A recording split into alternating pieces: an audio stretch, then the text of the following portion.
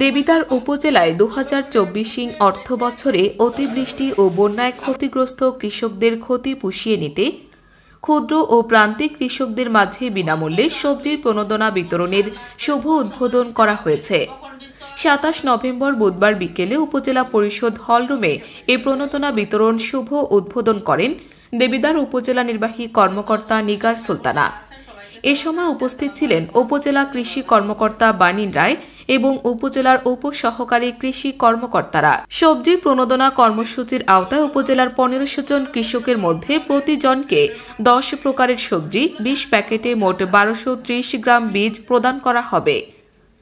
সবজিসমূহ হল বেগুন, টমেটো, ক্ষেতলাউ, ১২ মাসি মিষ্টি কুমড়া, কলমি শাক, লাল শাক, সিম, পালং শাক ইত্যাদি। তাছাড়া সবজি কর্মসূচির আওতায় উপজেলার ৩৫০০ কৃষকের মধ্যে প্রতিজন ৮ প্রকারের সবজির ৪০ গ্রাম সবজির হাইব্রিড বীজ ১,০০০ টাকা, ১০ কেজি ডিএপি সার ও ১০ কেজি এমওপি সার প্রদান করা হবে। হাইব্রিড কর্মসূচির আওতায় সবজিসমূহ হল লাউ, মিষ্টি কুমড়া, বেগুন, ফুলকপি, বাঁধাকপি, ব্রোকলি, মরিচ ও টমেটো।